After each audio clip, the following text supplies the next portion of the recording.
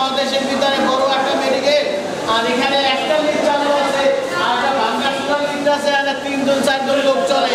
এই দুইটা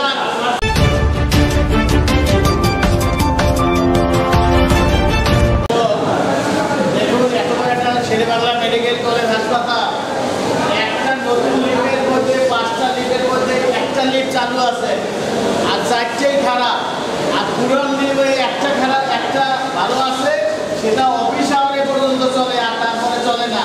দেখ যতগুলো লিফট আছে সব নতুন লিফট, এগুলো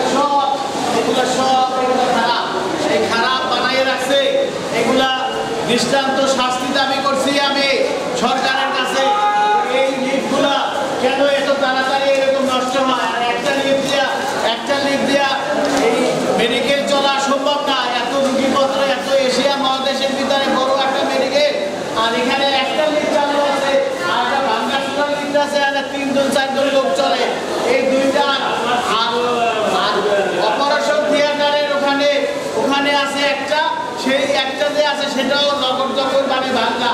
এই মোটমাট 3টা লিফটের মধ্যে 2টা লকর জকর, আর একটা নতুন, আর কোনো লিফট চালু নাই। এতগুলো লিফট যদি খারাপ থাকে, 10টার মধ্যে 3টা মোটামুটি চালু, আর 7টা লিফট যদি খারাপ থাকে, সেই মেডিকেল চলতে পারে না। দর্শক, এইটার সুব্যবস্থা দেওয়ার জন্য, তদন্ত করে দৃষ্টান্ত শাস্তির ব্যবস্থা করার জন্য উদারত আহ্বান জানাচ্ছি শেরেবাংলা মেডিকেল কলেজ হাসপাতাল। আমি আব্দুর রহিম।